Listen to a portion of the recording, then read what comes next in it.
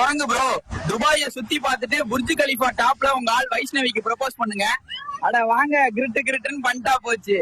Guys, எங்க OYO video hit ஆகி X மாஸ்டர்ல இருந்து பணம் வந்துச்சு.